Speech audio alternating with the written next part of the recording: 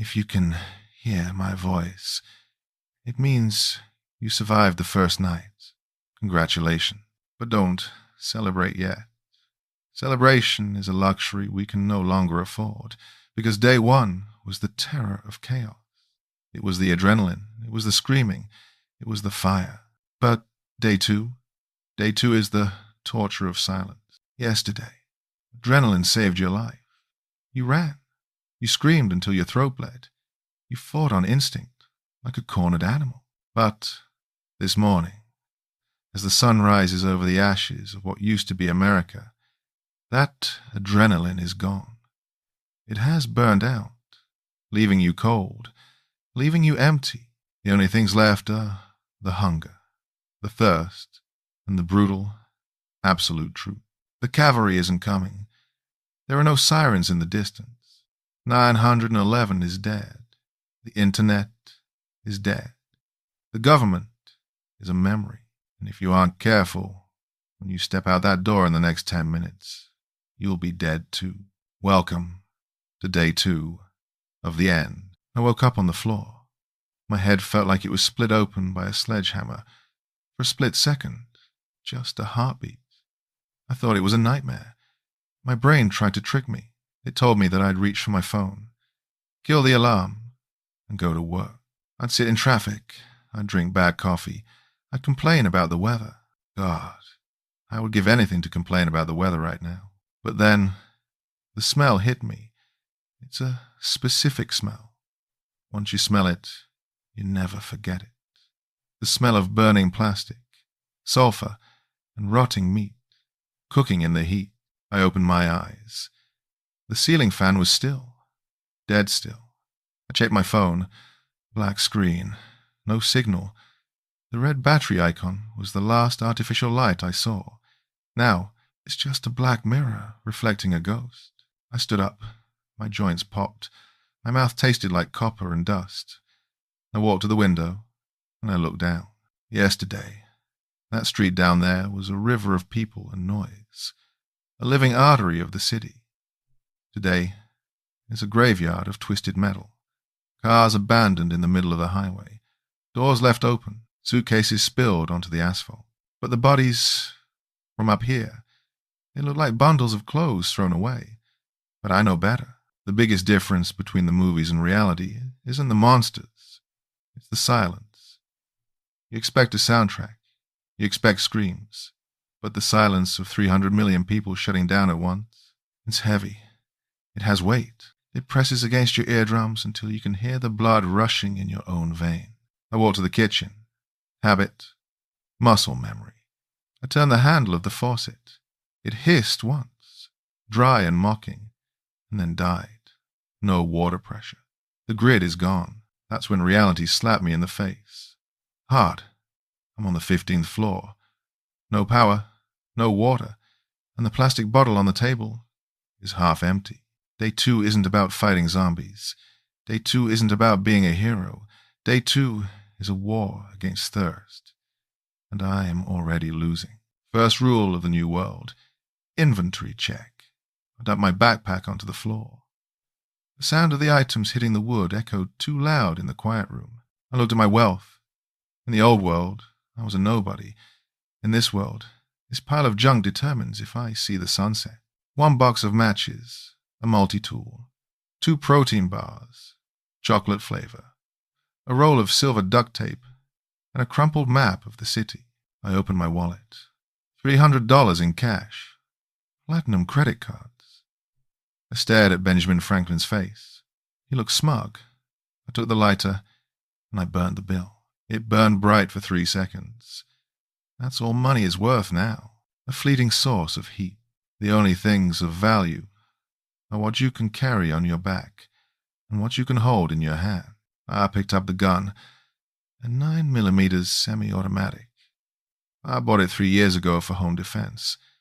I never thought I'd use it. I never wanted to use it. Now, it's an extension of my arm. I ejected the magazine. 12 rounds. 12 chances. 12 mistakes I can fix. I slid the magazine back in. The click was satisfying, but also terrifying. I have to make the first hard choice. Stay here and wait, or go out. Staying means safety. The door is locked. The barricade is up. But staying means dying slowly.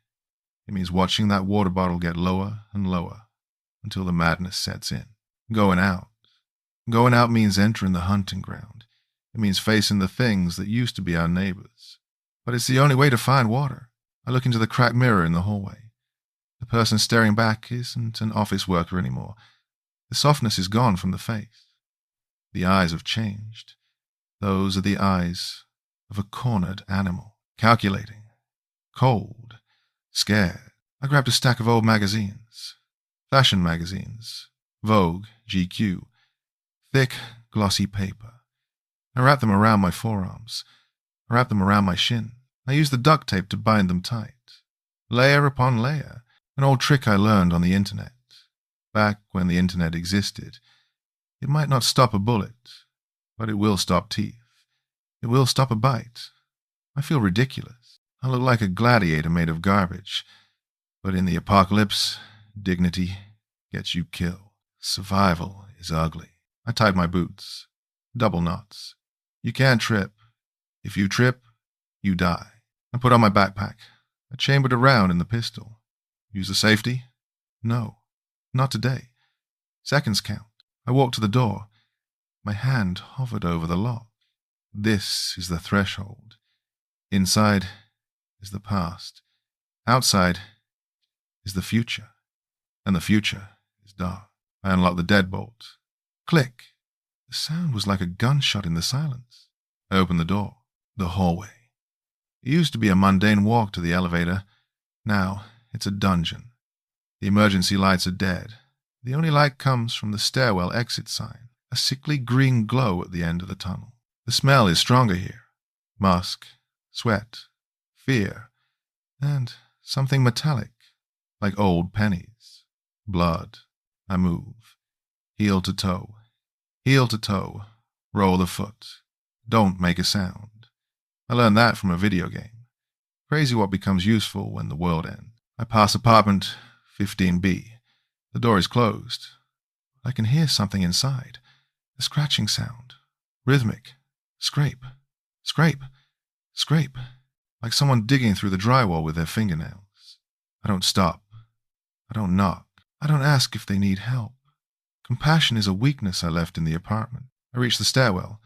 The elevator doors are pried open halfway. I glance inside. The shaft is pitch black. A deep, bottomless throat.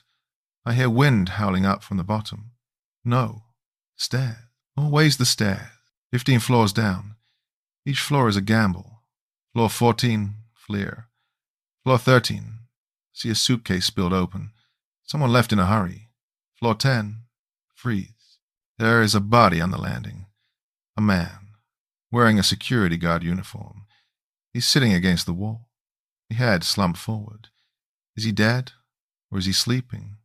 Or is he one of them? I raise my weapon. My hands are shaking. Just a little. I take a breath. Hold it. I aim for the head. I take a step. My boot squeaks on the concrete. The head snaps up. His eyes. Oh God. His eyes are white, cloudy, like boiled eggs. His jaw unhinges. A sound comes out of his throat. A wet, clicking rattle. He tries to stand, but his leg is broken, twisted at an impossible angle. He claws at the air toward me, hissing. I have a shot, point blank. I can end him, but the noise. A gunshot in a concrete stairwell will sound like a cannon. It will ring the dinner bell for every single one of them in the building. I lower the gun. He can't walk. He's not a threat if I keep moving. I step around him, wide berth. He swipes at my ankle. His fingernails scratch against the magazine armor on my leg. Zip. The armor holds. Thank you, Vogue magazine. I run down the next flight. My heart is hammering against my ribs like a trapped bird. That was close. Too close. Floor 5. Floor 3. Floor 1. The lobby. I push the heavy fire door open. The lobby is a disaster zone. The glass front doors are shattered. Furniture is overturned to make a barricade, but the barricade failed. There are stains on the floor, dark, dried, drag marks leading out into the street.